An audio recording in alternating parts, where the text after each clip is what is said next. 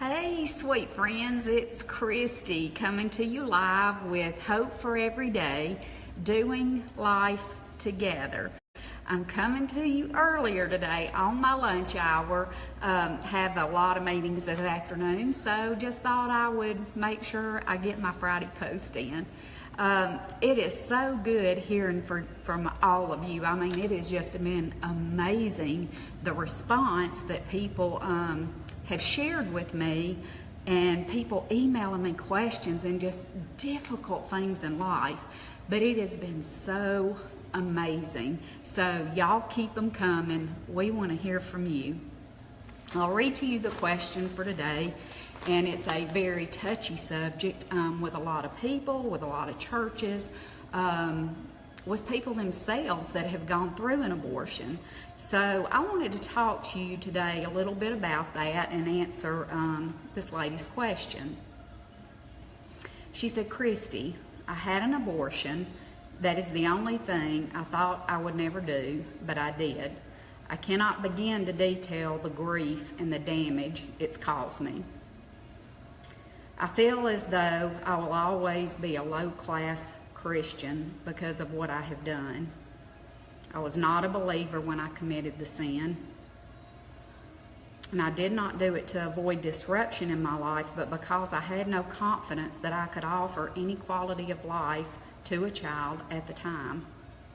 In my twisted mind, I felt I was doing the child better by preventing him or her from having to suffer in a broken family or a foster home. I understand that way of thinking is absurd. I just didn't understand at the time. I grew up in a family that was split before I was born. I feared that my child would have that same kind of life. I just couldn't handle the thought of this. Now I feel this is something I should have always been punished for. I haven't been back to the church in the years since this happened. I know I don't belong and I don't deserve to go. I know I can be forgiven, but does God even want to forgive me for this? Does He want me and still have the plans for me that He did before? Or are those plans gone? I'm disgusted with myself. I just hope that there's still hope for me, which I know that even wanting that is selfish and unwarranted at this point. When I hear this question filled with self-recrimination, doubt, fear, and guilt, I want very much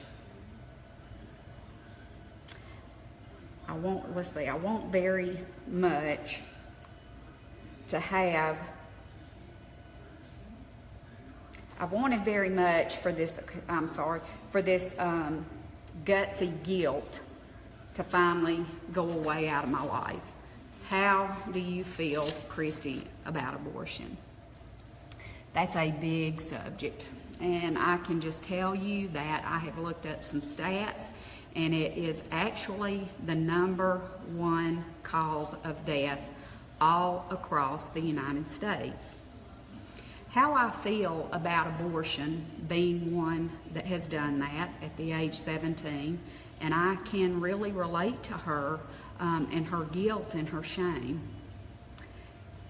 It bothered me so bad that I never stepped foot in a church really my whole adult life until I hit rock bottom in 2005 and attempted my suicide, and then started a program called Celebrate Recovery. That's really when I started dealing with the issue of the abortion I had. And what I found walking through my struggle with that was that I learned that God's not punishing me for that. That once again, and I know I say this every day, He wants us to be free from our guilt and shame. And so that's why what He did on the cross for us was for that abortion that I had, for the abortion that you had.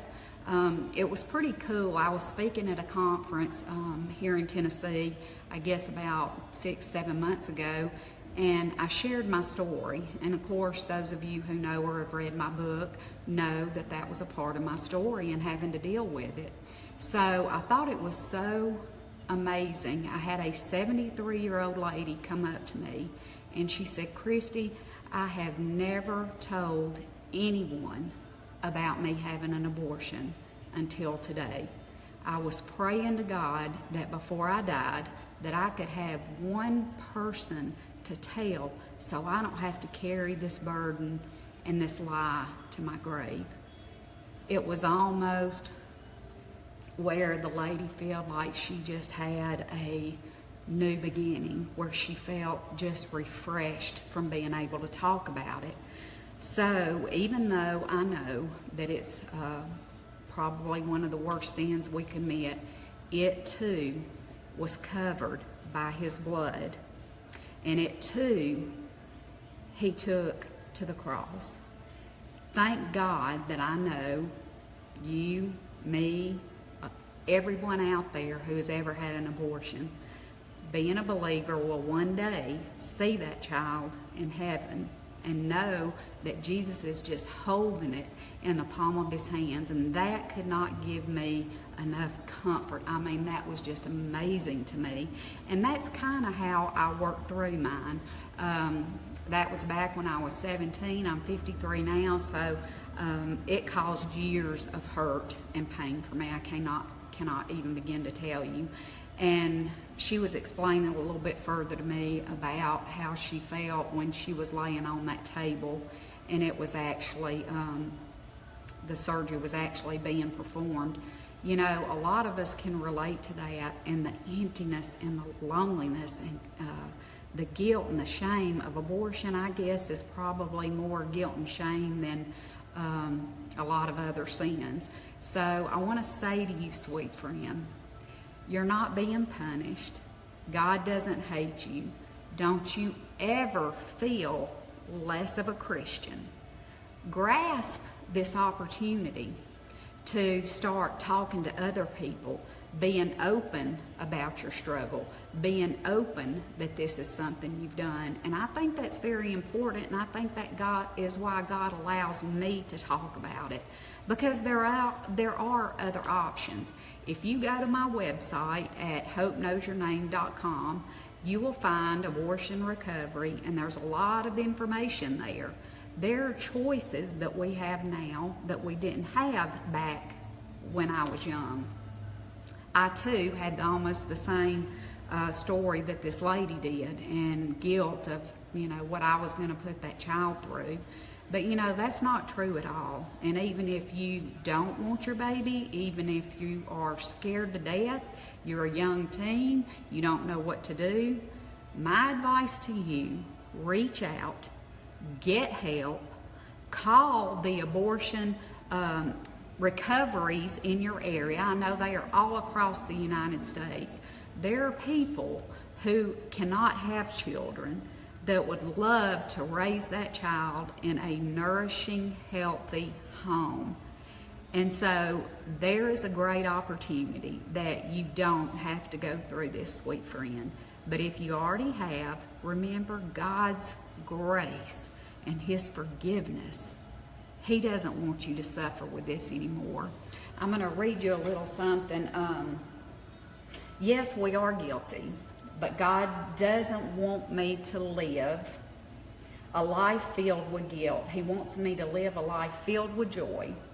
And now, when I think about my baby, or you think about your baby, and our heart misses him or her, we can know first and foremost that we've been forgiven, that I can forgive myself, and I have accepted God's forgiveness. I thought that was so powerful, because that's the first thing to recovery, sweet friend. Know that you have to accept God's forgiveness. You've got to realize that what he did that day on the cross took care of this sin. So you've got to accept his forgiveness and move on out of this. Start sharing with other people. Start whatever you can to give other people hope in this area. deal with that guilt and shame, walk through the pain, ask God to come into your heart, to forgive you for every sin you committed, and sweet friend, from that day forward, you're a new creation. I'm so glad that we got to discuss this topic of abortion. Usually it's never talked about in the churches. It's such a secret, sick, hidden sin that people really do need to talk about so they can walk through it and realize that God is a good God and that He loves us more than anything in this world. And He loves you whether you have had an abortion or not. I want you to remember to reach out to us. This is our blog, but it's your voice, and we want to hear from you. We are going to be talking about some very hard things on this that church or people in church don't want to discuss, but that helps us to do life together. When you've been there and you've gone through what others have, you can really relate. So I hope that this gives you some sort of hope, some sort of sense of security, sense of letting go of guilt, and know that God is still on that throne and He loves you. Forgive yourself, sweet friend.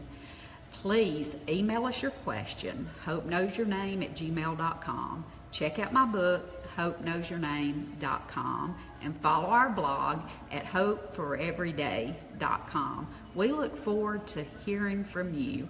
Looking forward to the weekend, and I cannot tell you guys to have an amazing weekend. Soak in Jesus and let Him love on you, and I will see you guys again Monday. Have a blessed weekend.